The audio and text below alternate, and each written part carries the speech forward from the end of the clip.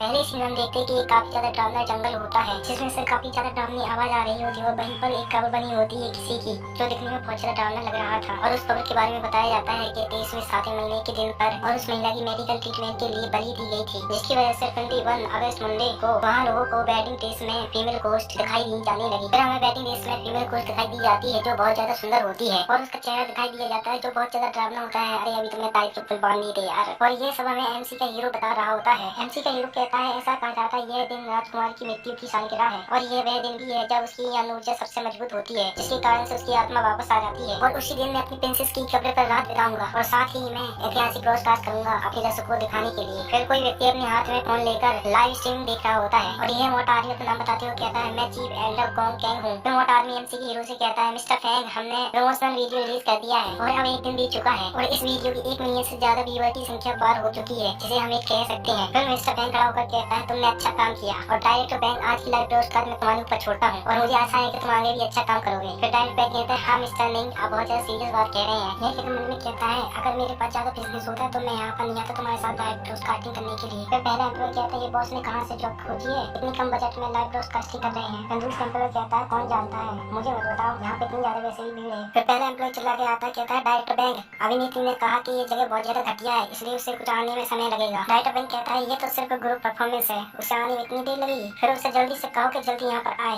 Live broadcasting ना छोड़े। फिर फर्स्ट एम्प्लॉय कहता है ठीक है मैं अभी जल्दी से कहता हूँ। फिर डायरेक्टर बैंक एम्प्लॉय पर चिल्ला के कहता है कि हमें 11:30 बजे ब्रॉडकास्टिंग करनी है, जल्दी से करो। फिर मिस्टर बैंक ने कहता मुझे प्रोफेशनल टीम की जरूरत थी। उन्होंने में कहता हे मैंने कुछ रोज खर्च किए और मुझे इतना अच्छा डायरेक्टर की टीम मिल गई और तुम जितनी ज्यादा लंबी ब्रॉडकास्टिंग करते हो लाइव उतना ज्यादा तुम्हारा प्रॉफिट होगा। फिर मिस्टर मैंग डायरेक्टर बैंक से कहते हैं लाइव ब्रॉडकास्ट करने से पहले मैं कुछ आराम करना चाहता हूँ। डायरेक्टर बैंक कहता है कोई समस्या नहीं है, आप आराम कर सकते हैं, हमारे एजेंट आपको सेटिस्फाई कर देगा। और ऐसा लग रहा होता है कि डायरेक्टर की टीम को फीमेल कुर्सी को दूर से ही देख रही हो। फिर फर्स्ट एम्प्लॉय कहता है डायरेक्टर बैंक मैंने उस अभिनेत्री को ज्यादा फोन लगा लेकिन फोन कभी कनेक्ट ही नहीं हो रहा है। फिर डायरेक्टर बैंक गुस्से से कहता है उसे जल्दी फोन लगाओ, अगर वह नहीं आती तो मैं निश्चित रूप से उसके ऊपर कंप्लेंट करूंगा। वो ठीक है वैसे भी देर हो गई, जल्दी से जाओ वेडिंग ड्रेस तुम पहन लो। फिर फर्स्ट एम्प्लॉय कहता है लेकिन मैं तो लड़का हूँ। फिर मिस्टर मैंग गुस्से से लात मार कर कहता है कि जल्दी जाइए तुम्हारे सास ससुर होंगे जो तुम्हें देखेंगे और अच्छे से स्क्रिप्ट पढ़कर एक्टिंग करना। फिर फर्स्ट एम्प्लॉय कहीं पर देखता है कहता है डायरेक्टर रुकिए। फिर फर्स्ट एम्प्लॉय ऊपर देखकर कहता है रुकिए वहाँ पर हो रही है एक्ट्रेस और फिर वह एक्ट्रेस दिखाई दी जाती है लेकिन वह एकदम फीमेल घुस की तरह दिख रही होती है, डरावनी सी माहौल एकदम शांत माहौल। फिर बगल वाला एम्प्लॉय देखकर कहता है कि वह यहाँ पर कब आई है और अपने एक के कपड़े भी लेकर आई है। फिर दूसरा एम्प्लॉय कहता है वह कपड़े जो हमने प्रिपेयर किए तो उससे भी ज्यादा महंगे दिख रहे हैं। फिर पीछे से डायरेक्ट बैंक की आवाज आती है वहाँ पर खड़े मत रहो, एक्ट्रेस पहले से यहाँ पर आ रही है तो जल्दी से शूट करने स्टार्ट करो। और मिस्टर फैंग सबकी जारी हो गई है तो आप शुरू कर सकते हैं। फिर मिस्टर फैंग अपनी टोपी घुमा के स्टाइल से कहता है चलो तो तुमने अच्छा काम किया तो स्टार्ट करते हैं लाइव ब्रॉडकास्टिंग। फिर एम्प्लॉय फैंग के ऊपर लाइट मारते हैं और कैमरा स्टार्ट करते हैं। फिर फैंग लाइव ब्रॉडकास्टिंग में कहता है हेलो व्यूअर्स आज हम प्रिंसेस की कबर की ओर जा रहे हैं, आज पता लगाएंगे कि वहाँ पर भूत होता है कि नहीं है प्रिंसेस का। और अब हम प्रिंसेस की कबर की ओर पहुँच गए हैं जहाँ पर आपने सुना होगा कि कई सालों से यहाँ पर खबर बनी हुई है और कुछ सालों से आपने सुना है कि यहाँ पर काफी ज्यादा घटनाएं बढ़ती रहती है और अब नॉर्मल चीजें होती रहती है। इसलिए मैं आप लोगों के लिए यहाँ पता लगाने आया हूँ कि यहाँ पर भूत है कि नहीं है और यहाँ पर कितनी सच्चाई है इस कहानियों के ऊपर। तो यहीं पर बात करना बंद करते हैं और चलिए एक्सप्लोर करते हैं प्रिंसेस की कबर को। फिर वह प्रिंसेस के मकबरे के पास जाता है और लाइव ब्रॉडकास्टिंग में बहुत सारे व्यूअर्स कमेंट कर रहे होते हैं। फिर फैंग मकबरे के पास बैठकर कहता है इसकी शिकायतें काफी लंबे समय से है और वह हर जुलाई को अपनी शिकायतें यहाँ पर दर्ज करने के लिए बाहर आती है। फिर प्रिंसेस के मकबरे के ऊपर एक पत्थर गिरता है और फैंग डर जाता है। फिर दूसरी तरफ फैंग अंगूठा दिखा के इशारे से कहता है पता चलता है कि ये तो एक्टिंग की दुकान है। फिर फैंग ऊपर देखकर मन में कहता है एक्ट्रेस स्क्रिप्ट के अनुसार काम करेगी और मुझे क्लाइमेक्स पहुंचने तक धक्का देना उसे, जिससे व्यूअर्स को अच्छा तरह से मिल सके देखने के लिए। फिर एम्प्लॉय फर्स्ट डायरेक्टर के पीछे जाकर कहता है डायरेक्टर। तो डायरेक्टर बैंक कहते तुम यहाँ पर क्या कर रहे हो इतनी क्रिटिकल मूवमेंट पर। तो फर्स्ट एम्प्लॉय कहता है डायरेक्टर बैंक ये देखिए हमारी ब्रॉडकास्टिंग काफी ज्यादा पॉपुलर हो गई है और ये मिलियन से पार हो चुकी है और यहाँ तक की टॉप 10 रैंकिंग में भी आ रही है। फिर डायरेक्टर बैंक हमें खुश होकर कहता है कॉन्टेक्ट के अनुसार इसमें से 10% हमारा भी है। ओह अब तो हम ही हो गए। फिर मिस्टर डायरेक्टर बैंक अपने एम्प्लॉय पर गुस्सा होकर कहता है जल्दी से जाओ, क्या तुम्हें यहाँ सैलरी नहीं मिली है, लाइव ब्रॉडकास्टिंग में इंटरफेयर मत करो। फिर एम्प्लॉय कहता है लेकिन डायरेक्टर बैंक रेडियो वन से कहता है अटेंशन ऑल यूनिट्स लगभग 12 बजने वाले हैं, मिस्टर फैंग एक्ट्रेस के पास जाइए और वह स्क्रिप्ट के अनुसार काम करेगी। फिर एम्प्लॉय मन में सोचकर कहता है यहाँ पर 4-5 लोग हैं, वह इतने पास है तो उसे वॉकी टॉकी से बात करने की क्या जरूरत है। बाद में एम्प्लॉय ऊपर देखता है और कहता है एक्ट्रेस अभी तक नीचे नहीं आई है ईयरफोन लेने के लिए। इतना कहने के बाद वहाँ पर बहुत ज्यादा तेज हवा चलने लग जाती है। एम्प्लॉय मन में कहता है कि यह इतना मौसम खराब कैसे हो गया अचानक से और वह कुछ देखकर चौंक जाता है और वह ऊपर देखकर कहता है वह चली गई। डायरेक्टर बैंक एम्प्लॉय को गुस्से में आकर एक पंच मारता है और कहता है हमने उसे कल स्क्रिप्ट भेजी थी, वह स्क्रिप्ट के अनुसार काम कर रही है और वह चुप गई है। मिस्टर फैंग एक्ट्रेस रेडी है। एम्प्लॉय चिल्ला कहता है मिस्टर फैंग तैयार हो जाइए। फिर मिस्टर फैंग हंसते हुए कहता है इन हवाओं ने मुझे डरा दिया है, मुझे वास्तव में शैतान और भगवान में बिल्कुल भी विश्वास नहीं है लेकिन फिर भी मैं थोड़ा सा डर गया। मुझे तो अभी आज आश्चर्यचकित है कि वहाँ पर पिछले प्रिंसेस का भूत होगा। फिर पेंगुइन उस चट्टान के ऊपर चलने लग जाता है और व्यूअर्स कमेंट मारने लगते हैं उसके ऊपर। फिर एम्प्लॉय डायरेक्टर बैंक से कहता है, डायरेक्टर बैंक मेरी बात सुनो, डायरेक्टर बैंक मेरी बात सुनो। डायरेक्टर बैंक गुस्से में आकर अपने ऊपर चिल्ला कहता है, क्या तुम देख नहीं सकते कितने बिजी है, अभी ये खत्म नहीं हुआ है, तो जल्दी से कहो क्या कह रहे हो। फिर एम्प्लॉय कहता है, हमने एक्टर से बात करने की कोशिश की थी, तब एक्ट्रेस ने कहा था कि वह सो गई इसलिए वह आ नहीं पाएगी। फिर डायरेक्टर डरते हुए कहता है, वह आ नहीं पाई तो फिर चट्टान पर कौन है, और मिस्टर पेंग ने ऊपर चढ़ता ही जा रहा है। फिर पेंग ने ऊपर चढ़कर फीमेल घोस्ट एक्ट्रेस को देखता है जो काफी ज्यादा डरावनी सी लग रही होती है दूर से देखने पर। और फिर फीमेल घोस्ट का चेहरा दिखाई दिया जाता है जो बहुत ज्यादा सुंदर लग रहा होता है कोई बैटिंग ड्रेस में। वाह अमेजिंग। पिछले एपिसोड में देखा था कि फीमेल घोस्ट बहुत ज्यादा सुंदर लग रही होती है और अब फीमेल घोस्ट को देखकर सब लोग डर गए होते हैं और उसके ऊपर ही फोकस लाइट लगा रहे होते हैं। फिर मिस्टर पेंग कहता है, ये एक्टर काफी ज्यादा प्रोफेशनल है, मैंने उसे अभी तक नोटिस भी नहीं किया। फिर डायरेक्टर बैंक अपने एम्प्लॉय से कहता है, अभी तक एक्टर आया नहीं है जिसे हमने अभी बुलाया था, और ये कौन है वहाँ पर। तो फिर एम्प्लॉय कहता है, मैं कैसे जान सकता हूँ, मैं तुम्हें लंबे समय से बताना चाहता था लेकिन तुम मेरी बात ही नहीं सुन रहे थे। फिर दूसरा एम्प्लॉय डायरेक्टर को आवाज लगाता है, डायरेक्टर यहाँ देखिए, कैमरे में देखिए, उस लड़की के पैर हवा में उड़ रहे हैं, देखिए गौर से ध्यान से देखिए। फिर डायरेक्टर बैंक डरते हुए अपने एम्प्लॉय की गर्दन दबाते हुए कहता है, क्या वो भूत है क्या। फिर लाइव स्ट्रीम में दिखाई दिया जाता है कि वह फीमेल घोस्ट हवा में उड़ रही होती है और व्यूअर्स के बहुत सारे कमेंट आ रहे होते हैं कि वह तो असलियत में भूत नहीं है। फिर मिस्टर डायरेक्टर बैंक डरते हुए कहता है, क्या ऐसा हो सकता है कि सच में हमारा भूत से सामना हुआ है। वैसे कहानियां तो यही कहती है कि यहाँ पर भूत सच में है और शायद जो ये वेडिंग ड्रेस में इतनी ब्यूटीफुल गर्ल्स है जो शायद फॉरनर प्रिंसेस है। और इतना कहने के बाद डायरेक्टर बैंक और दूसरे एम्प्लॉय फर्स्ट एम्प्लॉय के ऊपर चढ़ जाते हैं। फिर फर्स्ट एम्प्लॉय कहता है, ये सही नहीं है, घोस्ट कैमरा में कैसे कैप्चर हो सकते हैं, ये किस प्रकार की आत्मा है, क्या यह भूत है या एलियन है। फिर फीमेल घोस्ट हवा में उड़कर मिस्टर पेंगुइन के पास आने लग जाती है। फिर मिस्टर पेंगुइन डरते हुए कहता है, तुम कौन हो, मेरे पास मत आओ। दोबारा से चिल्लाते हुए कहता है, मेरे पास मत आओ। फिर पेंगुइन मन में कहता है, डायरेक्टर काफी ज्यादा प्रोफेशनल लगता है मुझे तो, और इस एक्ट्रेस लड़की के कपड़े और बाल सफेद बालों को देखो कितनी सुंदर लग रही, काफी अच्छी क्वालिटी की और काफी अच्छी अमेजिंग एक्ट्रेस लग रही है। फिर मिस्टर पेंगुइन इस तरह से जब मार कर बैठकर मन में कहता है, ऐसा लगता है कि डायरेक्टर ने अपनी टीम के ऊपर काफी ज्यादा पैसे खर्च किए हैं, तो मुझे भी अपनी प्रोफेशनल दिखाना चाहिए। फिर अपने हाथ में टॉर्च लेकर कहता है, मैं तुमसे डरता नहीं हूँ और मैं यंग मास्टर हूँ, मेरा जन्म धूप में हुआ था और मैं बसंत ऋतु में रहता हूँ और एक मामूली सा घोस्ट मेरे पास भी नहीं आ सकता है। फिर मैं अपने लव स्ट्रीम में देखकर मुस्कुराने लग जाता है और व्यूअर्स कहने लगते हैं, सारे वो असलियत का भूत है, और इन तीनों की आंखें फटी रह जाती है और डायरेक्टर बैंक कहता है, अब पागल हो गया है जो भूत को जला रहा है। लाइव स्ट्रीम में फीमेल घोस्ट को दिखाया जाता है और व्यूअर्स कमेंट वाले कहते हुए, वो भाई असलियत का भूत, उसके नाखून देख कितने लंबे हो रहे हैं धीमे और वो भी लाल कलर के नाखून बढ़ते जा रहे हैं। फिर डायरेक्टर बैंक वॉकी टॉकीज पे चिल्लाकर कहते हैं, मिस्टर पेंगुइन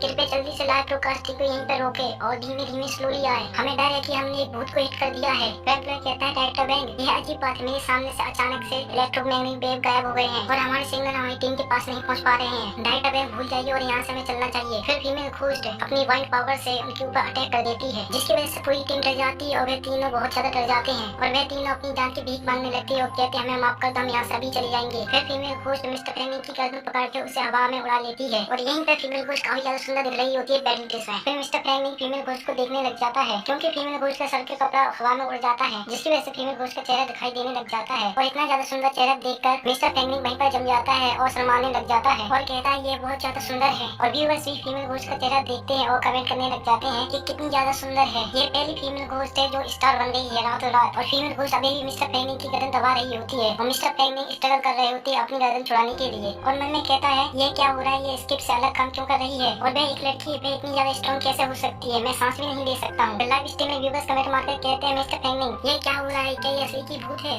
आपको वहाँ से जल्दी से निकल जाना चाहिए, हम आपको अगले नेक्स्ट स्ट्रीम में देखना चाहते हैं। और मिस्टर पेंगुइन मन में कहता है, ये क्या हो रहा है, क्या वह मुझे मारना चाहती है, मैं सांस भी नहीं ले सकता हूँ। और वह तीनों उसके मगोरी के सामने भीख मांग रहे होते, उसे छोड़ दीजिए, उसकी जान बख्श दीजिए, अगर ऐसे चलता रहे तो मैं मर जाएगा। डायरेक्टर बैंक आपको अभी कुछ सोचना होगा, मैं अभी भी छोटा हूँ, मैं इन हालत में क्या सोच सकता हूँ, तुम देख सकते हो कि वह एक भूत है। फिर मिस्टर पेंगुइन सांस न लेने के कारण धीमे बेहोश होने लग जाता है और ऐसा लगता है जैसे कि वह पानी में डूबता जा रहा है धीमे गहराई में और उस गहराई में एक रोशनी सी दिखने लग जाती है जो पेंगुइन के शरीर से आर पार हो जाती है। जैसे ही अचानक से अपनी आंखें खोलता है तो कहता है, क्या तुम जानती हो कि मेरे लिए लाइव ब्रॉडकास्टिंग कितना महत्वपूर्ण है। और फिर मन में कहता है, मैं चाहता था कि कम से कम तुम मुझे नॉर्मल परफॉर्मेंस तो दो। फिर उसका ब्रेसलेट अचानक से ग्लो करने लग जाता है जिसकी वजह से काफी ज्यादा एनर्जी निकलने लग जाती है और उसका हाथ छूट जाता है और वह जोर से खांसने लग जाता है और वह दुआ से मन में कहता है, उसने मुझे लगभग मार ही दिया होता है और गुस्से से उसकी तरफ देखने लग जाता है और कहता है, ये किस तरीके की एक्टिंग का काम है। फिर कहता है, मुझे भी शांत होना चाहिए, ये मेरे लिए बहुत महत्वपूर्ण है क्योंकि अभी लाइव ब्रॉडकास्टिंग चल रही है, ये फेल हो जाएगी अगर मैंने शांति से काम नहीं किया है तो। फिर वह फीमेल घोस्ट कहता है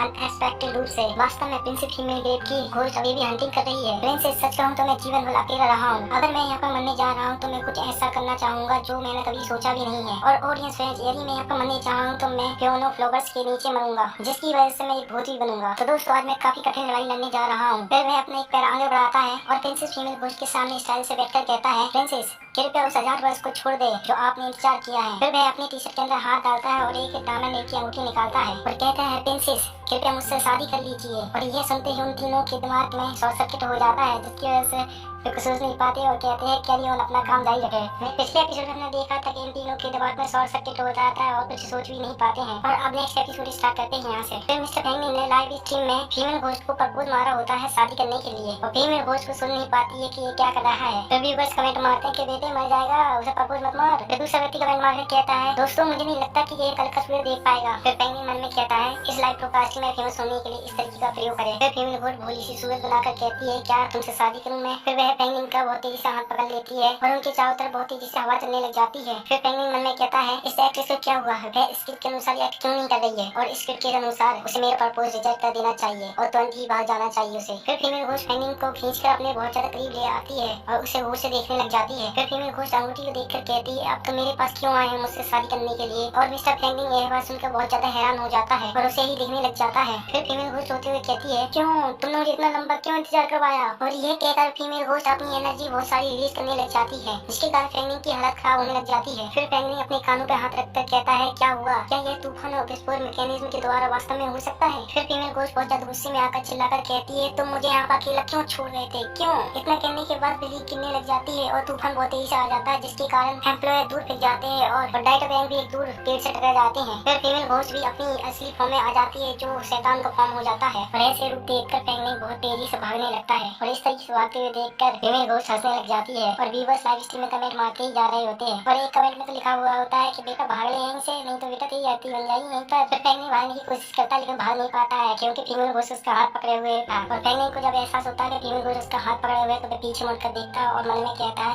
मैं यहाँ पर मरना नहीं चाहता क्योंकि मैंने अभी काफी पैसे नहीं कमाए हैं। फिर फीमेल घोस्ट दोबारा से अपने पास उसे खींचती है और कहती है रोते हुए, तुमने मुझे पीछे क्यों छोड़ दिया और तुमने पर्सनली मुझे पीछे छोड़ा है। उसकी ऐसी बातें सुनकर पेंगुइन अपनी पास्ट लाइफ में चला जाता है। उसके डैड कहते हैं, यहाँ पर कुछ दिन के लिए रुकिए, हम मॉम और डैड जल्दी वापस आ जाएंगे। फिर उसकी मॉम कहती है, अंकल और आंटी आपका अच्छा ख्याल रखेगी, इसलिए तुम्हें अच्छा लड़का बनना है। फिर उसकी आंटी कहती है, बच्चे रोना बंद कर, वैसे ही तुम्हारी मदद टाप नहीं चाहती है तुम्हें, और मेरे लिए ज्यादा काम करे नहीं तो तुम्हें खाना नहीं मिलेगा रात का। फिर पेंगुइन बिस्तर में लेटे हुए कहता है, मॉम डैड मैं तुम्हें बहुत याद करता हूँ, तुम कहाँ हो, मुझे मत छोड़ के जाओ, मैं तुम्हारा आज्ञाकारी बेटा बनूंगा। और भी अधिक रोते हुए कहता है कि मुझे मत छोड़ के जाइए। फिर मिस्टर पेंगुइन प्रेजेंट में आता है और कहता है, ओ तुम भी मेरी तरह हो हैं। और फीमेल घोस्ट के सिर पे हाथ रखकर कहता है, रोना बंद करो ठीक है। फिर वह छोटे से बॉक्स से अंगूठी निकालता है और फीमेल घोस्ट को वेडिंग रिंग पहना देता है और उसके हाथ में वेडिंग काफी अच्छी लग रही होती है। फिर पेंगुइन फीमेल घोस्ट को अपनी सीने से लगा लेता है, आई मीन गले से लगा लेता है और कहता है, मैं वापस आया हूँ तुमसे शादी करने के लिए। यह बात सुनकर फीमेल घोस्ट बहुत ज्यादा शर्मा जाती है और उसे बहुत दूर हवा में फेंक देती है और उसका सर पेड़ से टकरा जाता है। फिर उसकी धीमी धीमी आंखें खुलती है और वह अपनी पूरी टीम को देखता है और डायरेक्टर बैंक भी साथ में होते हैं। फिर डायरेक्टर बैंक कहता है, आखिरकार तुम जाग ही गए, वो मिस्टर पेंगुइन जीवित है। फिर मिस्टर पेंगुइन खड़ा होकर कहता है कि क्या हुआ था रात में कल, और वह फीमेल घोस्ट कहाँ पर है। फिर वे तीनों एक दूसरे को देखते हैं और डायरेक्टर बैंक मिस्टर बैंक से कहता है, कल जब हवा चली थी तब लोग हम सब बेहोश हो गए थे और तुम तो जानते हो कल रात जब हम बेहोश हो गए तो हमें कुछ नहीं मालूम, लेकिन कल रात क्या हुआ था। फिर सेकंड एम्प्लॉय कैमरा दिखाकर कहता है, हमने कैमरा भी चेक किया लेकिन दुर्भाग्य से कैमरा नीचे गिर गया था, जिसकी वजह से उसमें केवल पेड़ और चट्टानें दिखाई दे रही हैं और कुछ भी नहीं है इसके अंदर। फिर मिस्टर पेंगुइन फीमेल घोस्ट के बारे में सोचकर कहता है, तो कल रात में क्या हुआ था। और फिर वह टीम से कहता है, कुछ नहीं, मुझे भी आपकी तरह बेहोश होना चाहिए था कल रात। फिर वह दुआ से मन में कहता है, पेंसी कल रात में कल काफी डरावनी थी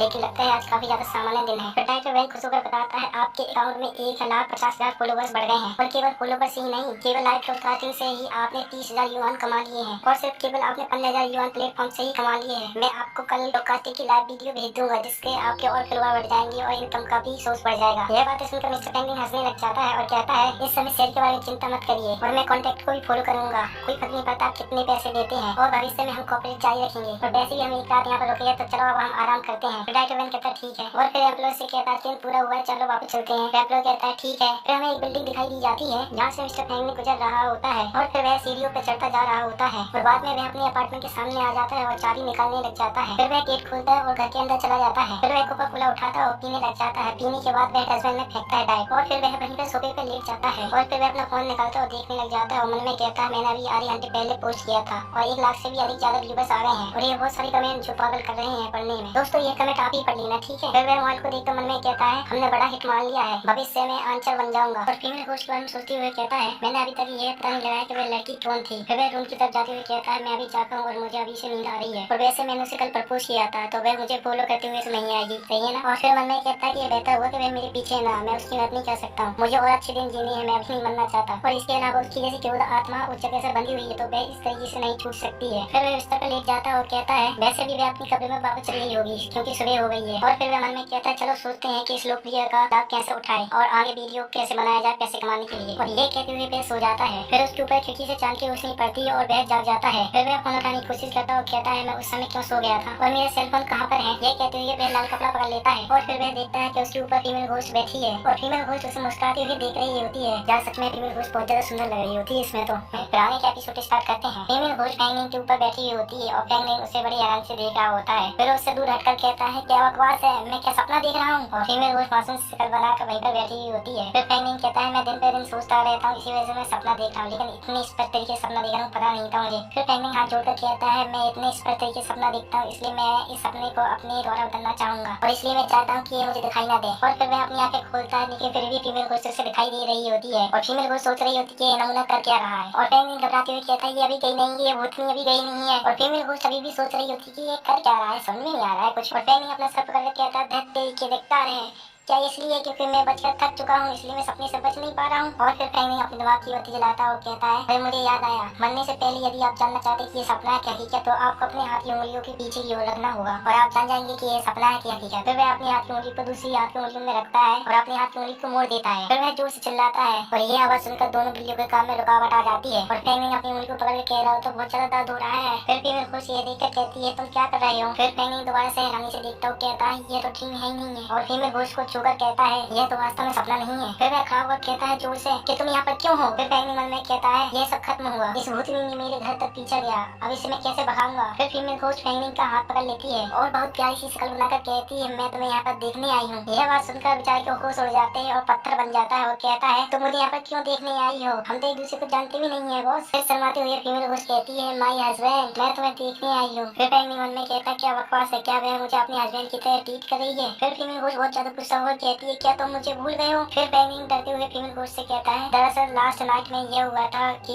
यह सुनकर फीमेल घोस्ट बहुत ज्यादा क्रोधित हो जाती है और चुड़ैल बनने ही वाली होती है और फ्रैंकलिन रोने ही वाला होता है कि कहता है बहुत डरना है, पहले मैं अपनी जान बचाऊंगा, फिर उसके बाद सोचूंगा कि उसे कैसे भगाना हो, वैसे भी कुछ भी कर सकती है। और फ्रैंकलिन उसका प्यार सांस पकड़ता है और कहता है अब बेशक मैं नहीं भूला हूँ और मेरी बात सुनो, तुम्हारा वैसे नाम क्या है। और फ्रैंकलिन ये कहकर उसे चुड़ैल बनने से पहले रोक लेता है, उसे शांत करा देता है। फिर फीमेल घोस्ट कहती है मेरा नाम जानवी है। यह सुनकर फ्रैंकलिन कहता है अच्छा तुम्हारा नाम जानवी है। अपना नाम सुनकर जानवी बहुत ज्यादा खुश हो जाती है। फिर फ्रैंकलिन मन में कहता है मैं बच गया, अभी अगर वह मुझसे असमय होती तो वह मुझे खा जाती। फिर शर्माते हुए कहता है लेकिन फीमेल घोस्ट बहुत ज्यादा सुंदर है। फ्रैंकलिन तुम क्या कह रहे हो, वह मर चुकी है, तुम इतनी लंबी समय से सिंगल हो, इसलिए क्या तुम फीमेल घोस्ट के लिए भावना उत्पन्न कर रहे हो। फिर फ्रैंकलिन खासते हुए कहता है तुम यहाँ कैसे आई हो, तुम्हारी कब्र से लगभग 10 किलोमीटर दूर है ये। फिर जानवी से ला देती है। फिर वह हवा में उड़ती है और कहती है सोच पर्पल। यह कहते ही फ्रैंकलिन की तरफ आगे बढ़ती है और फ्रैंकलिन के अंदर चली जाती है। फिर फ्रैंकलिन हैरानी से कहता है कभी क्या हुआ है। फिर फ्रैंकलिन चारों तरफ देखने लगता है कि फीमेल घोस्ट गई कहाँ है। फिर जानवी फ्रैंकलिन की बॉडी से निकलती है और कहती है मैं यहाँ हूँ तुम्हारी बॉडी में। फिर फ्रैंकलिन घबराकर कहता है कि मेरी बॉडी में तुम कैसे आ गई। फिर जानवी फ्रैंकलिन की बॉडी से बाहर निकलती है और धड़ाम से गिर जाती है फर्श पर और फ्रैंकलिन हैरान हो जाता है उसे फर्श पर गिरते हुए देखकर। और फिर जानवी अपने गालों को सहलाने लग जाती है जहाँ पर चोट लगी होती है और ये पोज वास्तव में बहुत गजब का है यार। और फ्रैंकलिन उसे ऐसे पोज में देखकर शर्मा के कहने लगता है यह बहुत क्यूट लग रही है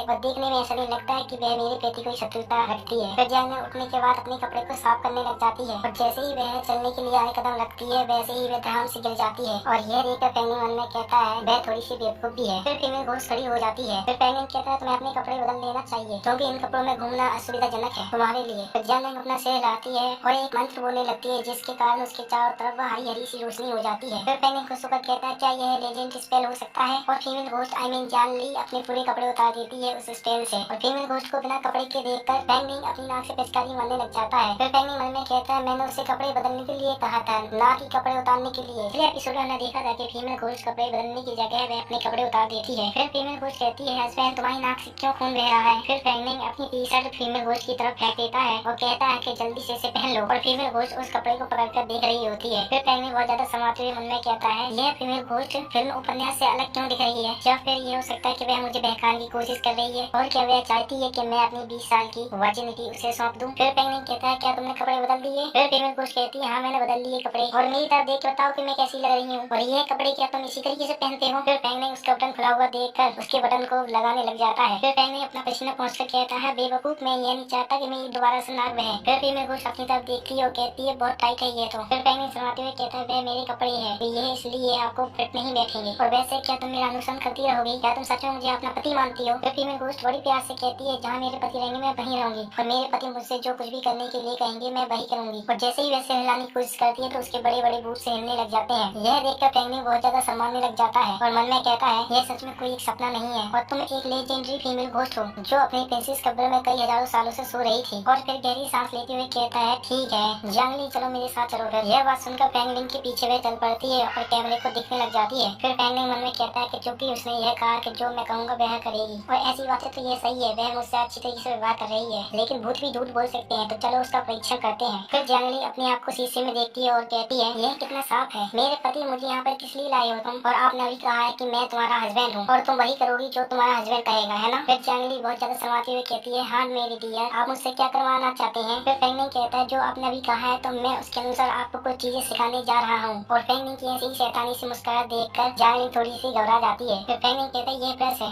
क्योंकि तुम मेरे साथ यहाँ पर रहने जा रही हो इसलिए तुम्हें रोजाना दिन और रात को अपने दांत साफ करने की जरूरत है और मैं आपके लिए टूथब्रश और टूथ कप खरीद लाऊंगा एक और इसलिए मैं पहले आपको उपयोग करके दिखाता हूँ कि इसका उपयोग कैसे किया जाता है। फिर जंगली बहुत ध्यान से उसे देखने लग जाती है। फिर पेंगुइन कहता है इसे पकड़ो और अपने मुंह को अच्छी तरीके से साफ करो ऊपर से और नीचे से और मुंह में जो झाग बनेगा उसे पानी से बाहर थूक दे। यह सुनते ही फीमेल घोस्ट ब्रश के साथ ही उसके हाथ को मुंह में ले लेती है और मुंह में ब्रश लेते हुए कितनी प्यारी लग रही होती है और फिर वह अपने हाथों से ही अपने दांत को साफ करने लग जाती है और कहती है ब्रश करूंगी और मेरे दांत साफ हो जाएंगे। फिर पेंगुइन वहाँ पर आता है और कहता है तुम मेरे टूथब्रश से क्यों दांत साफ कर रही हो। मन में कहता है यह तो इनडायरेक्ट किस है। फिर जंगली जल्दी से उसके गिलास से पानी मुंह में ले लेती है और पेंगुइन यह देखकर कहता है वह जल्दी सीख रही है और जंगली को वह टुकुर टुकुर देख ही जा रहा होता है। फिर जंगली खुला कर पानी को थूक देती है और पेंगुइन अभी भी उसे देख ही जा रहा होता है और जंगली ऐसे पूरे बहुत ज्यादा खतरनाक लग रही होती है। फिर जंगली कहती है हस्बैंड तुम मुझे ऐसे क्यों देख रहे हो। फिर पेंगुइन शर्माते हुए मन में कहता है वह बहुत ज्यादा क्यूट लग रही है और शर्माते हुए कहता है ये परीक्षा तुम्हारी पास मानी जाएगी और जंगली को कुछ समझ नहीं आ रहा होता है कि वह कर क्या रहा है। फिर पेंगुइन जंगली के मुंह से टूथब्रश निकालता है और कहता है कि मेरा टूथब्रश दोबारा से यूज मत करना और क्योंकि तुम यहाँ मेरे साथ रहना चाहती हो तो मैं तुम्हारे लिए अलग से सेट खरीद दूंगा। और फिर उसके प्यार से गाल पे हाथ लगाता है जिसे जंगली बहुत प्यारा से क्यूट चेहरा बनाती है और कहती है प्रिय हस्बैंड धन्यवाद मैंने आपके लिए काफी परेशानी खड़ी की है। फिर पेंगुइन कहते ये ठीक है लेकिन तुम मुझे अपने हस्बैंड के रूप में क्यों पहचानती हो और तुम मेरे साथ इतना अच्छा व्यवहार क्यों करती हो। फिर जंगली कहती है मुझे कुछ याद नहीं है और मुझे याद भी नहीं आ रहा है मुझे इतना याद है कि तुम मेरे हस्बैंड हो और मैं तुम्हारा इंतजार कर रही थी। फिर वह शीशे में देखकर दोबारा से कहती है खैर मुझे ऐसा लगता है कि मैं कुछ महत्वपूर्ण खोज रही थी। फिर पेंगुइन मन में कहता है कुछ चीजों की तलाश और भूलने की बीमारी भी है और निश्चित रूप से ये किसी ऐसी चीज के कारण है जिसके कारण आपने मुझे खोजा था। फिर जंगली अपने सिर को पकड़ के कहती है लेकिन मुझे याद नहीं आ रहा है मुझे बहुत बुरा लग रहा है इसलिए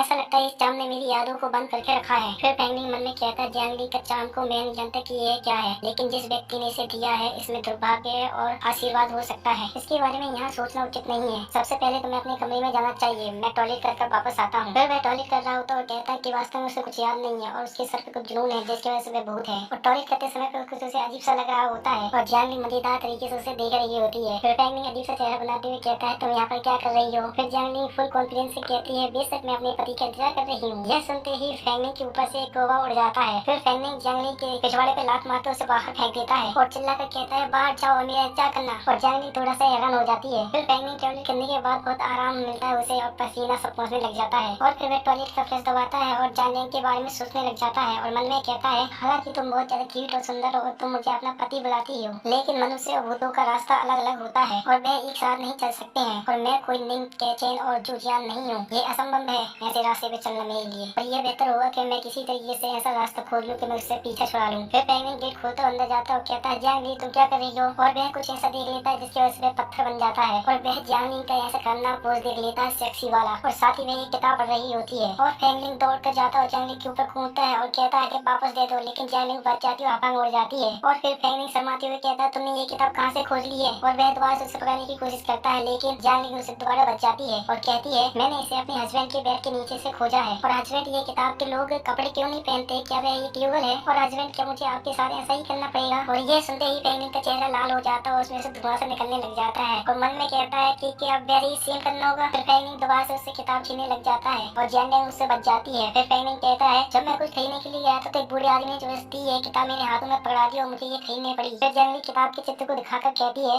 हस्बैंड, ये लड़की अपने हस्बैंड के सामने घुटने क्यों टेकती है और उनके सामने सिर क्यों झुका रही है? यह सुनकर पेंगुइन का चेहरा लाल हो जाता है और शर्माने लग जाता है बहुत ज्यादा। एपिसोड में हमने देखा था कि जियांग ली पूछती है, हस्बैंड, ये लड़की अपने पति के सामने क्यों घुटने टेक कर बैठी है? यह बात सुनकर पेंगुइन बहुत ज्यादा शर्माने लग जाता है। फिर पेंगुइन जल्दी से पुस्तक जियांग ली से छीन लेता है और कहता है, यह बुक मुझे वापस कर जल्दी से, और इसे पढ़ना मत तुम। फिर वह बेड के नीचे बुक रखकर कहता है, अब से तुम्हें मेरी परमिशन के बिना मेरी चीजों को छूने की जरूरत नहीं है, तुम समझी ना? और जियांग ली उसे बुक टपाते हुए देख ही रही होती है और पेंगुइन की बात सुनकर कहती है, ठीक है मैं समझ गई। फिर पेंगुइन कहता है, चलो वैसे काम की बात पे आते हैं, तुमने कहा कभी तुमने बाथरूम में इसे खो दिया था। इतना कहते ही है कि जियांग ली अचानक से पेंगुइन के करीब आ जाती है और पेंगुइन थोड़ा सा हैरान हो जाता है और जियांग ली पेंगुइन के मेन पॉइंट को देखकर शैतानी से मुस्कान देने लग जाती है। यह देखकर पेंगुइन कहता है, ऐसी जगह पर मत देखो जहाँ मुझे शर्म आ रही हो। फिर जियांग ली कहते हैं, जो किताब में चित्र है उसके अनुसार रियलिटी में बहुत ज्यादा अलग दिख रहा है। यह कहते हुए जियांग ली अपने दोनों हाथ उठाती है और शैतानी से मुस्कान देकर उसके मेन पॉइंट को पकड़ने लग जाती है। फिर पेंगुइन अपने मेन पॉइंट को छुड़ाने की कोशिश करते हुए कहता है कि तुम ये क्या कर रही हो? और जियांग ली उसके मेन पॉइंट को पकड़कर कहती है, जो किताब में लिखा है वही करो, सबसे पहले मेरे पति को अपने कपड़े उतारने होंगे। फिर पेंगुइन शर्माते हुए कहता है, जो किताब में लिखा है उसे भूल जाओ, और तुम मेरे कपड़े अचानक से क्यों उतारने लगी हो? और ऐसे काम कैसे नहीं किए जा सकते हैं? फिर जियांग ली गुस्सा से चेहरा बनाकर कहती है, मैं ऐसी लापरवाही से काम क्यों नहीं कर सकती हूँ? तुम मेरे हस्बैंड हो और मैं केवल अपने हस्बैंड के साथ कर सकती हूँ सिर्फ। यह कहती हुए वह फिर से पेंगुइन के मेन पॉइंट को पकड़ने लग जाती है और पेंगुइन जम कर अपने मेन पॉइंट को बचा लेता है और पेंगुइन कहता है कि हम ऐसा नहीं कर सकते क्योंकि हम अभी मिले हैं, और जियांग ली उसे अभी पकड़ने जा रही होती है। यह देखकर पेंगुइन कहता है, सबसे पहले हमें बैठना चाहिए और हमें गंभीरता से बात करनी चाहिए। यह कहते हुए पेंगुइन मन में कहता है, मैं अभी भी वर्जिन हूँ और मैं अपनी वर्जिनिटी इस फीमेल होस्ट को लापरवाही से नहीं लेने दूंगा। फिर पेंगुइन दोबारा से शर्मा कर कहता है, अगर वह मेरे साथ जबरदस्ती करती है तो मैं उसे हरा नहीं सकता हूँ और मुझे अपनी वर्जिनिटी उसे देनी पड़ेगी डायरेक्टली। और जियांग ली इधर बेड पर बैठकर कहती है शांति से, ठीक है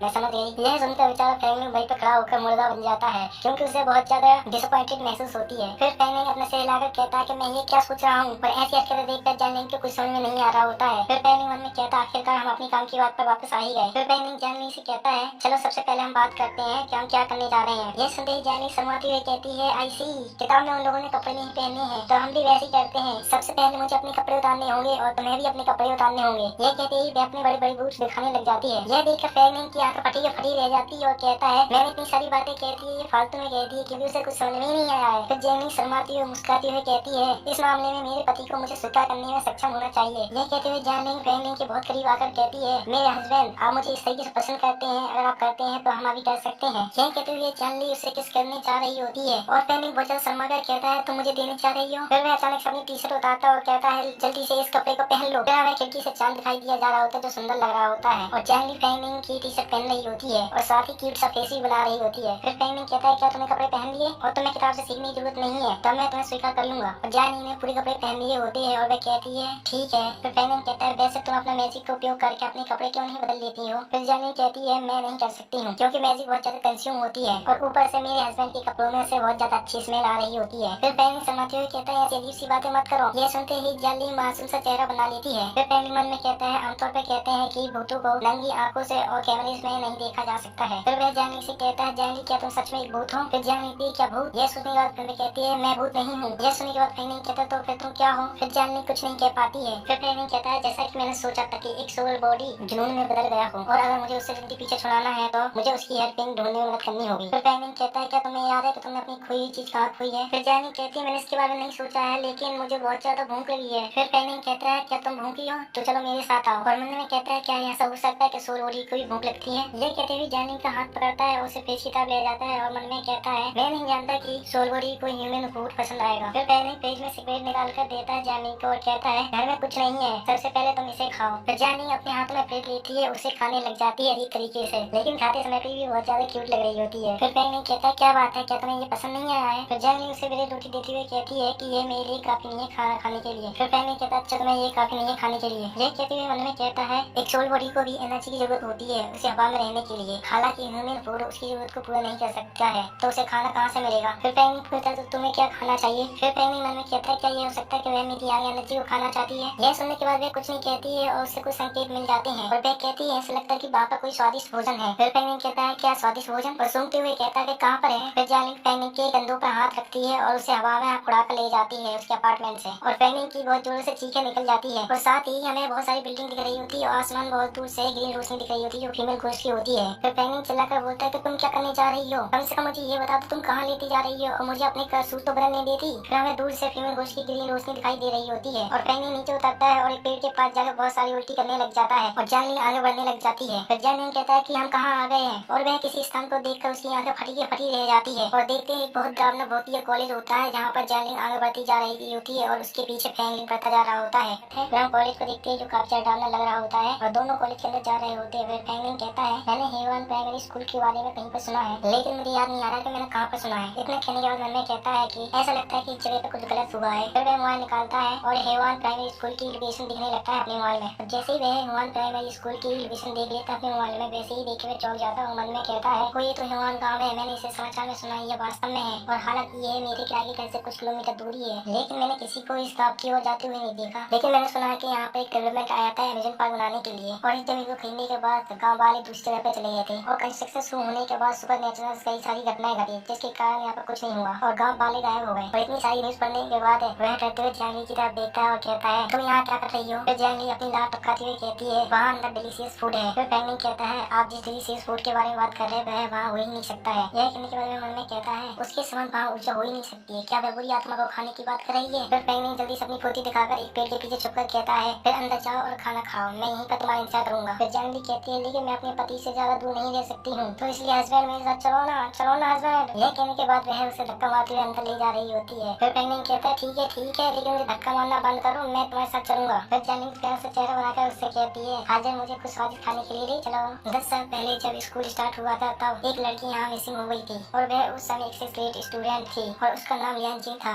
और जब अचानक से वह गायब भई तो स्कूल ही बंद हो गया था और उसके माता पिता ने पुलिस को कॉल किया था और पुलिस वालों ने उसे पीछे वाले पहाड़ पर भी देखा और सीसीटीवी कैमरा में भी देखा लेकिन वह कहीं पर भी नहीं मिली और उसे हर जगह देखने के बाद ऐसा लग रहा था जैसे कि वह हवा में गायब हो गई हो। और परिणाम स्वरूप कुछ महीने बाद लिंजे की बॉडी अचानक से बिल्डिंग टीचर में मिली और उसकी बॉडी देखे टीचर और स्टूडेंट्स हैरान हो गए थे और पुलिस ने तुरंत ही घटनास्थल की जांच की और लिंजा की बॉडी पर रिसर्च किया तो पता चला कि वह 1 महीने पहले ही मर चुकी थी और शरीर के आसपास एक भी निशान नहीं मिला जैसे मानो कि वह हवा से ही प्रकट हो गई हो। और अगले महीने बाद जियांग चैन ह्यून प्राइमरी स्कूल के पिछले प्रिंसिपल थे जिन्होंने अचानक से अपने अपार्टमेंट में बिना किसी कारण के सुसाइड कर लिया था। फिर वह दोनों पिछले प्रिंसिपल स्टैच्यू के पास पहुंच जाते और पेंगिन कहता है और तभी से ह्यून प्राइमरी स्कूल में सुपर नेचुरल घटनाएं घटती रहती है और इसी कारण से तब से स्कूल बंद है। और फिर वह मोबाइल निकालता है और उसके बारे में और जानकारी निकालने लग जाता है और पेंगिन बहुत ज्यादा कांपते हुए कहता है मुझे महसूस हो रहा है वहाँ पर बहुत ही खतरनाक आत्मा है। और जानवी पेंगिन की चारों तरफ घूमते हुए कहती है डिलीशियस। यह कहने के बाद वह स्टैच्यू के पास जाती है और उसके ऊपर हाथ रखती है। फिर पेंगिन कहता है यहाँ पर कुछ नहीं है तो चल वापस चलते हैं। यह सुनने के बाद जानवी बहुत ज्यादा गुस्सा हो जाती है और पेंगिन की तरफ बहुत ज्यादा गुस्से से देखने लग जाती है। फिर पेंगिन डरते हुए कहता है अरे जस्ट मैं मजाक कर रहा था बस। फिर पेंगिन मन में कहता मुझे ऐसा क्यों लगता है कि वह थोड़ा असमंजस है लेकिन उसके यहाँ होने से ऐसा लगता है कि वह बहुत ज्यादा शक्तिशाली है और राहत भी महसूस होती है। फिर वह स्कूल का दरवाजा खोलता है और देखता है कि वहाँ पर अंदर बहुत सारी टूटी फूटी चीजें डली हैं और फिर वे दोनों अंदर चले जाते हैं और पेंगिन टॉर्च चलाकर देखने लगता है आसपास। फिर जानवी कहती है हस्बैंड ऊपर देखो वहाँ पर। यह सुनते ही पेंगिन भी ऊपर देखने लगता है। फिर वह ऊपर जाने लग जाता है और वह दोनों प्रिंसिपल के रूम के पास आ जाते हैं। यह देखकर जियांग बहुत तेजी से प्रिंसिपल के रूम के पास जाने लग जाती है। उसे दौड़ते हुए देखकर पेंगिन कहता है मेरे लिए रुक जाओ और फिर वह दोनों प्रिंसिपल के रूम में चले जाते हैं। फिर पेंगिन किसी चीज को देखकर कहता है यह तो। इतना कहने के बाद जानवी किसी चीज को देखती है और कहती है ये तो बहुत ज्यादा स्वादिष्ट लगती है और पेंगिन उस चीज को हाथ हाथों में उठाता है और उसे देखने लग जाता है और फिर वो मन में कहता है इसे पकड़कर थोड़ा सा ठंडक महसूस होती है, लेकिन इसके अलावा और कुछ नहीं है इसमें। और फिर जियांग फेंग मिन के हाथों से लेकर अपने हाथों में लेकर उसकी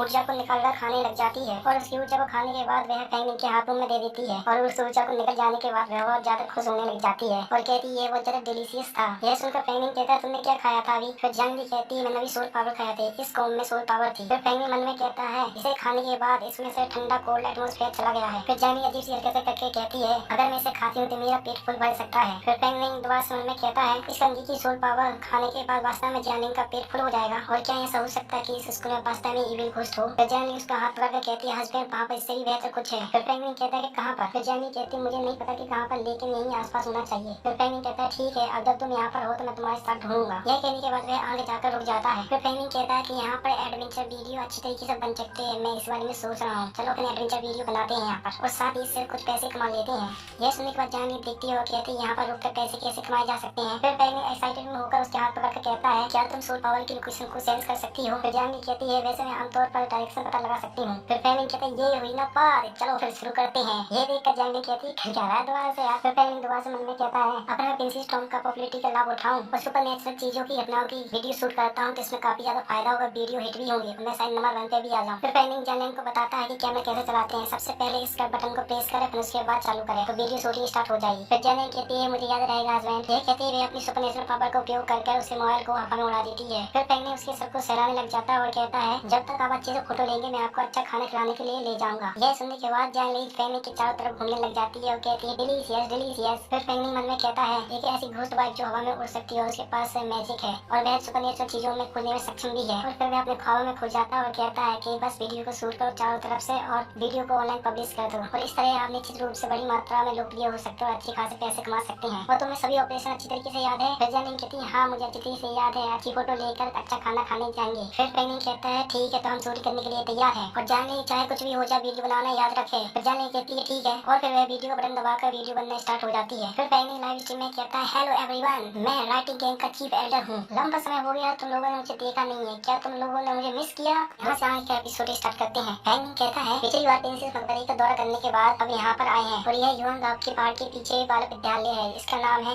ह्यूआन प्राइमरी स्कूल। और ह्यूआन प्राइमरी स्कूल का 40 साल पहले स्थापना हुई थी और स्पेशली सेंगुल फाउंडेशन द्वारा बनाया गया था खासकर गाँव के बच्चों के लिए। और 10 साल पहले एक लड़की रहस्यमय तरीके से गुमशुदा हो गई थी जिसके कारण कुछ यहाँ पर किवंतियों को जन्म हुआ और तब से हर साल इस क्षेत्र में तलाक के मामले और दुर्घटनाएं और मृत्यु होने लगी। और 3 साल बाद इस स्थान को नष्ट होने के बाद यहाँ के निवासी सभी लोग चले गए और यह क्या एक शर्म की बात है, हो ही नहीं सकती। मुझे लगता है यहाँ पर भूतों की पूजा होती होगी। तो आइए मैं आपको अपने साथ एक रहस्यमय विद्यालय की गहराई तक ले चलूं और रहस्यमय चीजों का उजागर करते हैं। जैसे कि आप देख सकते हैं यह पिछले प्रिंसिपल का एक ऑफिस है और फेंग मिन के पीछे से उस कंघी में से कुछ एनर्जी से निकलने लग जाती है। फिर वह कंघी हवा में उड़ने लगती है। फिर जियांग को स्मेल आने लगती है और जियांग कहती है यह तो बहुत स्वादिष्ट लगता है। इतना कहने के बाद वह सिर हिलाकर कहती है मैं नहीं खा सकती, मैं नहीं खा सकती अभी, और मुझे अच्छी वीडियो बनानी है जिसके बाद मुझे डिलीशियस खाना मिलेगा खाने के लिए। फेंग मिन कहता है ऐसा कहा जाता है कि आखिरी जगह जहाँ लड़की लिंसिया का शरीर हवा में गायब हुआ था वह प्रिंसिपल का ऑफिस था और फांसी लगाने वाले प्रिंसिपल की मौत भी इसी कमरे में हुई थी। तो यह सभी इस घटना का स्रोत होना चाहिए। तो हाल ही में मैंने प्रिंसिपल के कमरे का निरीक्षण किया तो यहाँ पर एक लड़कियों की कंघी मिली और अभी इतना ही पता चला है, आगे और देखते हैं। फिर वह कहता है मैं इस कंघी को पकड़ क्यों नहीं पा रहा हूँ और वह देखता है कि वह कंघी एक स्थान की बार बार चक्कर लगा रही होती है। फिर वह जियांग की तरफ देखता है और कहता है जियांग क्या तुम ये कर रही हो? यह कहकर वह मन में कहता है क्या वह जियांग में अपनी पावर से मेरी मदद कर रही है, लेकिन मैंने उससे मदद करने के लिए कहा भी नहीं अभी तक। तो फिर अचानक से ली जियांग का भूत फेंग मिन का हाथ पकड़ लेती है। फिर फेंग मिन जियांग ली की तरफ देखता है और कहता है ये तो जियांग नहीं है तो ये कौन है और ये हाथ मेरा किसने पकड़ के रखा है? इतना कहकर वह पीछे पलट कर देखता है तब वह बहुत ही खतरनाक भूत को देखता है और वह भूतनी उससे चिपकते ही जा रही होती है। फिर फेंग मिन कहता है ये भूतनी कहाँ से आ रही हो, मुझसे चिपक क्यों रही है? फिर वह भूतनी फेंग मिन का बहुत जोर से गला पकड़ लेती है। फिर फेंग मिन मन में कहता है यहाँ तक कि मैं यहाँ पर भी नहीं निकाल सकता हूँ और मेरा सही अकड़ता ही जा रहा है और ऐसा लगता है कि इसकी ये अनोखी एबिलिटी है और मेरा सही हिल भी नहीं सकता है। जियांग ली मेरी मदद करो। और भूतनी और जोर से गला दबाने लग जाती है और उसे देखकर हंसने लग जाती है। फिर फेंग मिन कांपते हुए कहता है क्या जियांग ने कुछ नोटिस नहीं किया अभी तक? जियांग वीडियो बनाते हुए कहती है कुछ अच्छी वीडियो बनाओ और बाद में स्वादिष्ट खाना खाओ। फिर फेंग मिन कहता है जियांग ली जल्दी से मेरी मदद करो, मैं और देर तक होल्ड नहीं कर सकता हूँ। इतना कहने के बाद फेंग मिन बेहोश होने लगता है और उसके मोतियों के ब्रेसलेट में से कुछ एनर्जी से निकलने लगती है और साथ ही फेंग मिन के शरीर में से भी बहुत सारी एनर्जी निकलने लग जाती है और फेंगनिंग कहता है मैं यहाँ कैसे समझ सकता हूँ। और भूतनी को कुछ अजीब सा महसूस होने लगता है और फेंगनिंग अपने शरीर की शक्तियों का उपयोग करके उसका हाथ पकड़ लेता है। और भूतनी कहती है कैसे हो सकता है, मुझे कैसे छू सकता है, मैं तो एक भूतनी हूँ। और फेंगनिंग भूतनी का हाथ पकड़ के उससे बहुत तेजी से जमीन पर फेंक देता है और भूतनी काफी खतरनाक तरीके से जमीन से टकराती है। ऐसा लगता है जैसे भूतनी वहीं पर ही मर गई हो दोबारा से। फिर फेंगनिंग खांसने लगता है और अपने गले को सहलाने लग जाता है। फिर वह अपने हाथों को देखता है और कहता है ये तो पावर है। फिर भूतनी वहीं पर बैठी होकर कहती है क्यों क्यों तुमने मेरे साथ ऐसा किया। यह सुनकर फेंगनिंग थोड़ा सा हैरान हो जाता है। फिर भूतनी कसकर जमीन पर पंजे रखती है और बहुत तेजी से फेंगनिंग के ऊपर अटैक करने के लिए आने लग जाती है। फिर फेंगनिंग को जाने की आवाज सुनाई देती है कि जल्दी से साइड में हो जाओ। यह सुनकर फेंगनिंग भूतनी के अटैक को डॉज कर लेता है। फिर फेंगनिंग कहता है मेरी बॉडी फ्लेक्सिबल बन गई है और इस लेवल पे केवल जिम्नास्टिक चैंपियन ही हो सकता है। फिर भूतनी पीछे पलट कर देखती है और बहुत तेजी से भागने लग जाती है गेट की तरफ। और जैसे ही वे गेट के पास पहुंचती है वहाँ पर एक बैरियर सा लग जाता है और वह बैरियर से टकराकर पीछे की तरफ आ जाती है। यह देखकर फेंगनिंग चौंक जाता है और जैमिंग कहती है हस्बैंड आप अपनी शक्तियों का उसके ऊपर प्रैक्टिस कर सकते हैं। यह सुनकर भूतनी सतर्क हो जाती है और फेंगनिंग अपने हाथों को देखकर मन में कहता है यह पता चला यह तो जानी की आवाज थी जो मैंने अभी सुनी थी। क्या जानी ने मुझे अभी शक्ति दी है? यह तो अच्छी सोच है। चलो तो फिर मेरी पावर दिखाने का समय आ गया। फिर फेंगनिंग बहुत तेजी से पंच मारता है लेकिन भूतनी उस पंच को डॉज कर लेती है और मन में कहती है इस आदमी के साथ क्या हो रहा है, ऐसा लगता है इस आदमी के साथ कुछ गलत है। फिर फेंगनिंग उसका हाथ पकड़ लेता है और कहता है तुम कहाँ जा रही हो, तुम्हारे बिना मेरी वीडियो नहीं बन पाई और पॉपुलर भी नहीं हो पाएगी, मैं तुम्हारे ऊपर निर्भर करता हूँ। यह कहकर फेंगनिंग बहुत जोर से पंच मारता है और भूतनी दीवार से जाकर टकरा जाती है और उसके मुंह से ब्लैक ब्लड निकलने लगता है। फिर फेंगनिंग उसका हाथ पकड़कर कहता है यदि तुमने मुझ पर छिपकर हमला करने की कोशिश की तो मैं तुम्हें बहुत पीटूंगा और तुम्हें भागने भी नहीं दूंगा। फिर भूतनी कहती है ठीक है। यह कहकर वह ट्रांसफॉर्म होने लगती है। फिर उसके होंठ काफी सुंदर हो जाते हैं और साथ ही उसके बूट्स बड़े और सुंदर हो जाते हैं। फिर वह फेंगनिंग को अचानक से किस कर लेती है और फेंगनिंग चौंक जाता है और आंखें फटी की फटी रह जाती है उसकी। फिर भूतनी का पूरा ट्रांसफॉर्म फॉर्म दिखाई दिया जाता है जिसमें बहुत ज्यादा सेक्सी और सुंदर लग रही होती है। फिर भूतनी फेंगनिंग को प्यार से गले लगाकर कहती है लिटिल वेदर मैं तुम्हें एक बार दूंगी, क्या तुम मुझे फिर जाने दोगे?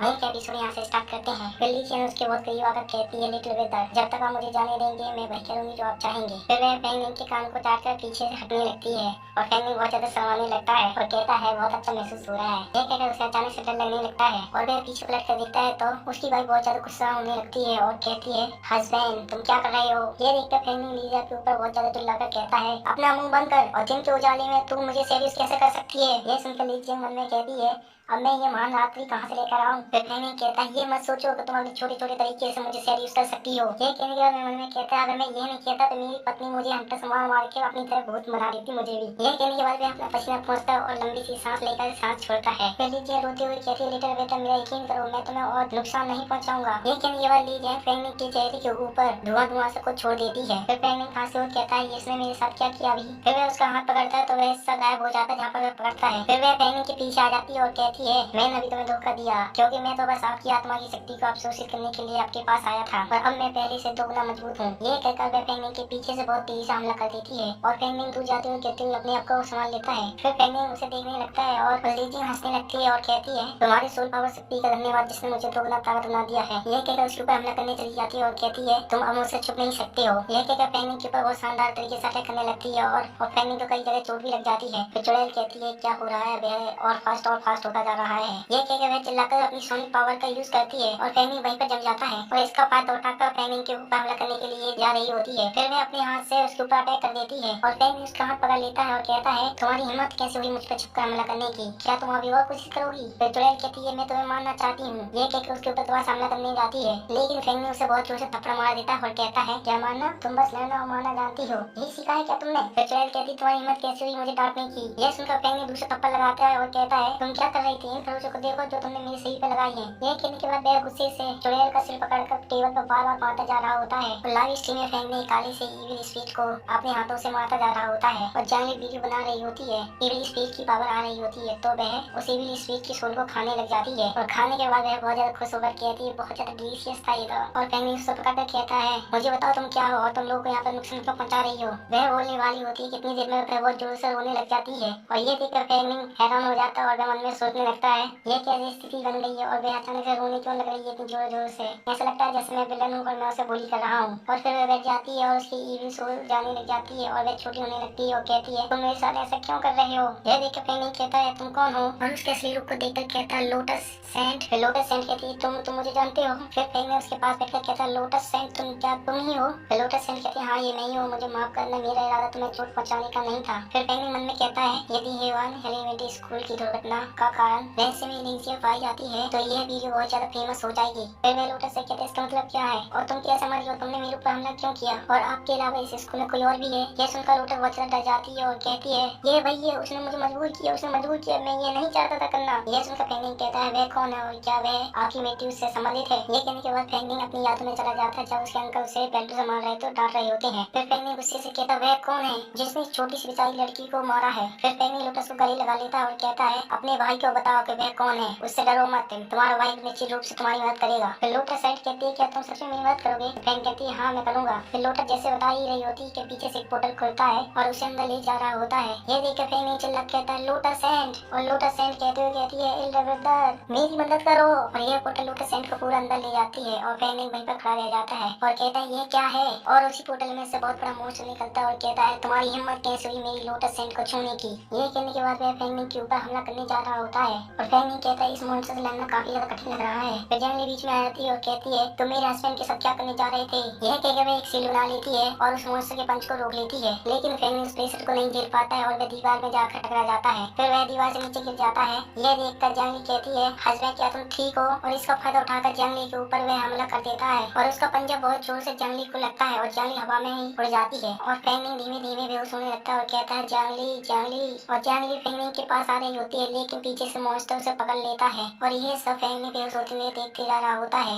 एपिसोड वहीं से स्टार्ट करते हैं जहाँ से खत्म हुआ था। फिर फेंग आगे खुलता है और जंगली उसे दिखाई देती है और चिंतित होकर जंगली कहती है हस्बैंड क्या तुम जाग गए। और जंगली पेड़ पर बैठकर अपनी गोदी में फेंग को लिटाए हुए होती है और उसे जागते हुए देखकर जंगली बहुत ज्यादा खुश हो जाती है और खुशी से कहती है हस्बैंड तुम जाग गए। और फेंग की जैसे ही आंखें खुलती है वैसे ही वह उठ जाता है जंगली की गोदी से। फिर वह नीचे गिरने लगता है और जोर से चिल्लाने लग जाता है और जैसे ही वह जमीन से टकराने वाला होता है कि जंगली अपनी पावर से उसे वहीं पर रोक लेती है और उसे अपनी सही तरीके से लैंडिंग करवाती है अपनी जादू से। फिर फेंग मन में कहता है हम ह्यूमन प्राइमरी स्कूल के गेट के बाहर है और हम बच निकले हैं और ब्लैक मॉन्स्टर का क्या हुआ, वह कहाँ से आ गया था अचानक से। ये सोचते हुए जैनिक से पूछता है वह मॉन्स्टर जो हमें स्कूल में दिखाई दिया था वह कितना पावरफुल है, क्या तुम उसे हरा नहीं सकती हो। फिर जैनिक हवा में उड़ते हुए कहती है वहाँ पर सचमुच अद्भुत स्वादिष्ट चीजें है खाने के लिए और अब मेरे लिए सोल पावर पर्याप्त नहीं खाने के लिए। यह कहने के बाद वह अपने हस्बैंड को फोन लौटाती है और कहती है मेरे पति के आदेश अनुसार मैंने वीडियो पूरी बनाई है। यह कहने के बाद वह बहुत बड़ी उंगली निकालती है और उसे देखकर बहुत ज्यादा उसके मुंह में पानी आने लगता है और कहती है मैं डिलीशियस खाना खाने जा रहा हूँ अब। और उस उंगली को देखकर फेंग अपनी उंगली दिखाकर कहता है ये क्या बकवास है और तुम इसे कहाँ से लेकर आई हो। फिर जैनी कहती है बहुत ज्यादा स्वादिष्ट है, मैंने ये तब उठाया था जब मेरे हस्बैंड को मैं बाहर निकाल रही थी। फिर फेंग कहता है आप इसे कैसे खा सकती हो, क्या मैं वापस जाकर इसे तुम्हारे लिए पकाऊं। फिर जैनी सर लाती है और कहती है इसे पकाने की जरूरत नहीं है, मैं इसे ऐसे ही खा जाऊंगी। ये कहकर जैनी उस उंगली को हवा में उड़ाती है और उसकी सारी एनर्जी खाने लग जाती है और सारी एनर्जी खाने के बाद कहती है बहुत ज्यादा टेस्टी था। यह कहने के बाद बहुत ज्यादा प्यारी लग रही थी और बहुत ज्यादा सेक्सी भी लग रही थी। फिर वह अलग अलग तरीके से पोज देने लग जाती है और खुश भी होती है बहुत ज्यादा। फिर फेंग के अंदर बहुत सारी एनर्जी चली जाती है और कहता है मन में ये कैसी सिचुएशन है, पहले मैं थकान और सोने की महसूस कर रहा था और अब अचानक से ये सब गायब हो गया और अब मुझे ऐसा महसूस होता है कि जानने की आत्मा बहुत ज्यादा मजबूत बन गई है और ऐसा लगता है इस तरह की ऊर्जा से भरी हुई चीज आत्मा के लिए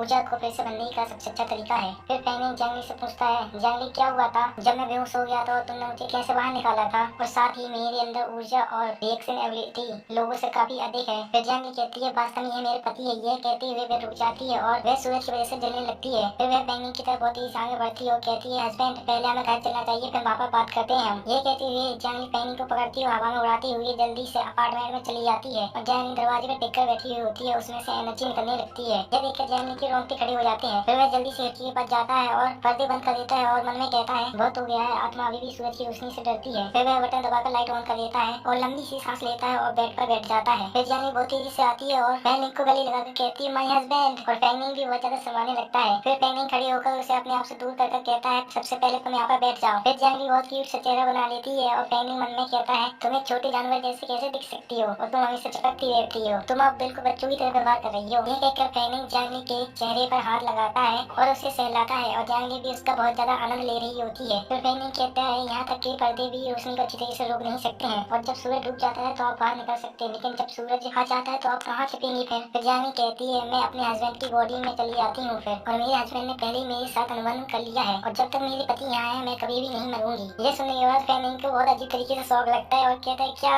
कहा तुमने अभी और मैंने कब अपॉइंटमेंट ली और मैंने कब हस्ताक्षर किया कॉन्टेक्ट पर, मैं क्यों नहीं जानता इसके बारे में। फिर जंगली कहती है हाँ मेरे पति के तुमने ये नहीं कहा था कि तुम मुझसे शादी करना चाहती हो और तभी तुमने मुझे अंगूठी पहनाई थी और हमारी शादी हो गई थी, उसी समय एक कॉन्टेक्ट हो गया था और अब मैं और मेरे पति एक है और जब तक मेरे पति मेरे लिए स्वादिष्ट खाना ढूंढते हैं मैं अपनी ताकत हासिल कर सकती हूँ। ये सुनकर फेंग कहता है एक मिनट रुको, सबसे पहले एक बॉडी होने का क्या मतलब है। फिर जानी कहती है अगर मैं भूखी हूँ तो मेरे पति मुझे कुछ स्वादिष्ट खाना खाने के लिए ले जाएंगे, और अगर मेरे पति मुझे पर्याप्त खाना नहीं देते खाने के लिए तो मेरा पति तभी मर जाएगा, और यदि मेरा हस्बैंड मरा तो मैं भी मर जाऊंगी, तो इसलिए मैं निश्चित रूप से अपने पति की रक्षा करूंगी। यह सुनकर बेचारी को बहुत ज्यादा शौक लगता है और वह मन में कहता है ठीक है, अब मैं जानता हूँ कि मैं किस बात को लेकर थका हुआ और कमजोरी महसूस कर रहा था। फिर पैनी कहता है तब जो शक्ति अचानक से प्रकट हुई वो केवल आपकी वजह से हुई थी। फिर जानी कहती है हाँ, मेरे पति भी अब मेरी शक्ति को शेयर कर सकते हैं। ये कहने के बाद जानी बहुत ज्यादा खुश होती है और कहती है अगर मैं भरपेट खाना खाऊं तो मेरा पति भी बहुत ज्यादा मजबूत बन सकता है। फिर पैनी कहता है ऐसा लगता है जैसे मैंने एक जैकपॉट मारा हो और मैंने गलती से एक कांटेक्ट कर लिया। फिर हमें हेमंत प्राइमरी स्कूल दिखाई दिया जाता है और किसी ने लोटस को बहुत तेजी से दीवार पर फेंका हुआ होता है और दीवार से टकराकर लोटस को बहुत ज्यादा दर्द होता है और फिर जमीन पर गिर जाती है और वहीं पे किसी सिविल सोल का पैर दिखाई दिया जाता है और इस सिविल के चारों तरफ काफी ज्यादा डार्क एनर्जी होती है और कहता है लोटस, मैंने कहा था कि तुम्हें लोग को मानना है, तुमने मेरी बात नहीं सुनी, यहाँ तक कि तुमने मेरी जानकारी भी बताने की कोशिश की। यही कहकर वह लोटस का गला पकड़ता है, उसका गला दबाने लगता है। फिर वह कहता है तुम्हें पता होना चाहिए अगर हम उन्हें नहीं मारेंगे तो वे हमें मार देंगे। यह कहने के बाद वह तेजी से गला दबाने लगता है और लोटस सांस नहीं ले पा रही होती है और खांसने लगती है और फिर वह उसे गले लगा लेता है और कहता है लोटस एंड तुम मेरी हो,